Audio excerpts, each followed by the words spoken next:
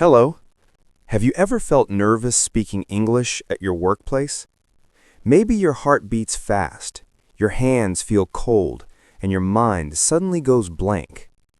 I know that feeling very well, because I've been there too. When I started my first job, my English wasn't very good. I could read and write, but when it came to speaking, especially in meetings or in front of others, I completely froze. I still remember one morning that changed the way I think about English and confidence forever. It was my third week at work. I was a junior assistant in a small international company. Most of my coworkers spoke English fluently, and every morning we had a short team meeting. The manager, Mr. David, would ask everyone to share updates about their work. On that particular morning, he looked at me and said with a friendly smile, "Could you please tell us what you finished yesterday and what you'll do today?" My heart dropped. Everyone's eyes turned to me. I felt like time stopped. In my head, I knew what to say, but the words just wouldn't come out. I tried to start, yesterday I was working project, but my voice shook and I couldn't finish my sentence. Mr. David waited patiently, but I could see a few people looking down, trying not to laugh. It was one of the most embarrassing moments of my life. After the meeting, I went to the bathroom and looked at myself in the mirror. I thought, why can't I just speak confidently like everyone else? I studied English for years. That day, I felt small and frustrated. But instead of giving up, I made a decision. I told myself, I'm going to learn how to speak English with confidence, not just correctness. At that time, I didn't even know what confidence really meant in speaking. Was it speaking perfectly? Was it using big vocabulary? I soon realized, no, it's not about being perfect. It's about being clear, calm, and connected. So I started with a simple plan. Every evening after work, I would go home and shadow English videos for 15 minutes. Do you know what shadowing means? It means listening to a native speaker and repeating exactly what they say, almost at the same time. It felt strange at first, but it really helped me. I learned how to copy the rhythm, tone, and emotion of real English. After 1 week, I already noticed I could speak faster. After 2 weeks, I didn't have to think about every single word. I also started using 3 simple English phrases that changed how I felt at work. 1. Let me think for a moment. This phrase saved me many times. When someone asked me a question and I needed a few seconds, I used it. It made me sound calm and professional. 2. In my opinion, this phrase helped me share my ideas confidently during meetings. It made me feel like my voice mattered. 3. Could you please repeat that? At first, I was afraid to ask others to repeat something. I thought it would make me look weak. But actually, it made communication easier, and people respected me for asking clearly. If you remember just these 3 phrases, they will really help you speak more naturally and confidently at work. Still, confidence doesn't come overnight. There was one moment that truly tested me again. A month later, Mr. David told me, "Next week, I'd like you to give a short presentation about your project." My first thought was, oh no, not again. I wanted to say no, but then I remembered my promise to face my fear. So, I spent the week preparing carefully. Every night, I practiced my presentation out loud in front of the mirror. Sometimes I recorded myself on my phone and listened again. Yes, my pronunciation wasn't perfect, and sometimes I made mistakes, but I kept practicing.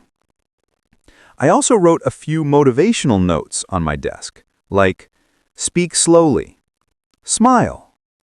You don't have to be perfect to be confident.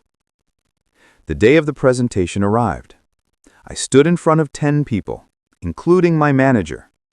My hands were shaking, but I took a deep breath and started, "Good morning, everyone. Today I'm going to talk about our new marketing project." At first, my voice was a little weak, but after a few sentences, something amazing happened. People were listening. They were nodding. I could feel the energy in the room.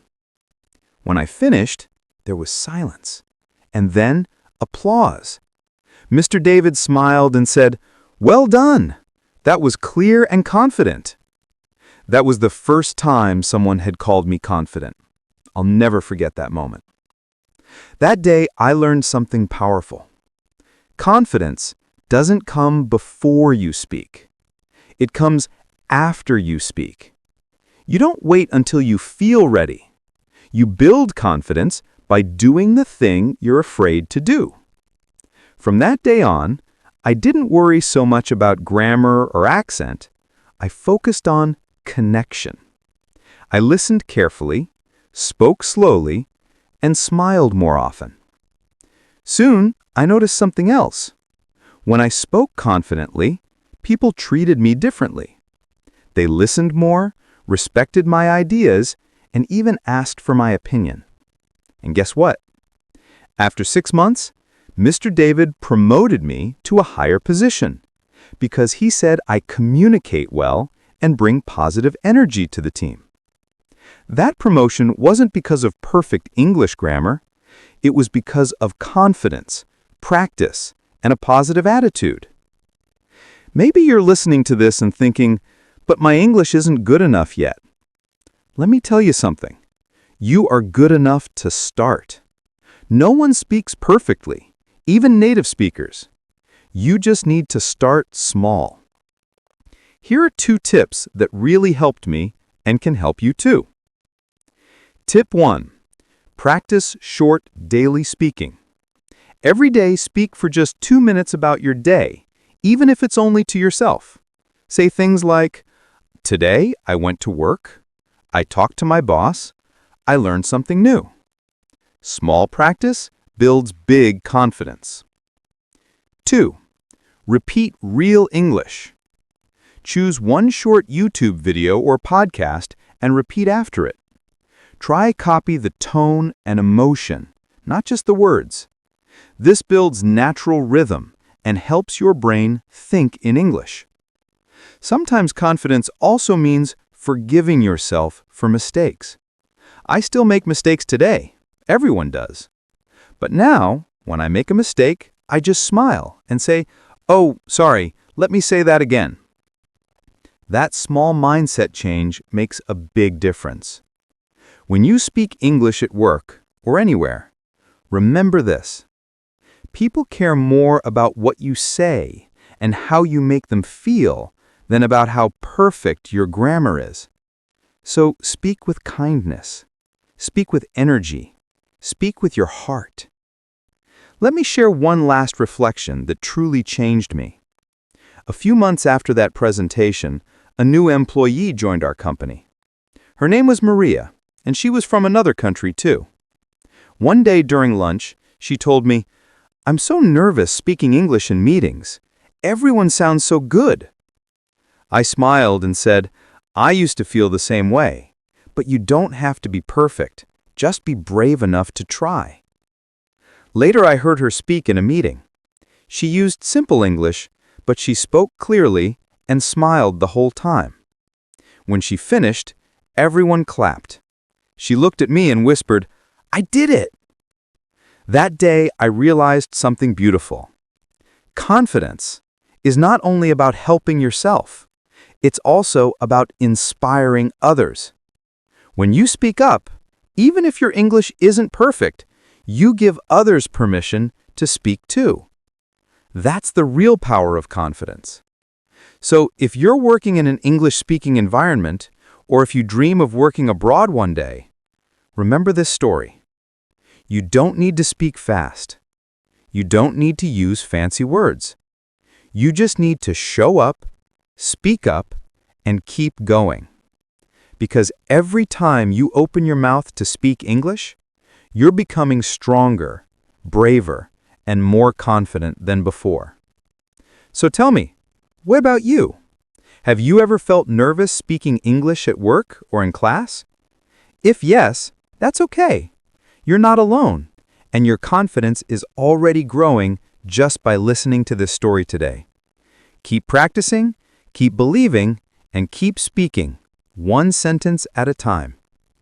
If you enjoyed this story, don't forget to like and subscribe to LifeTalk English.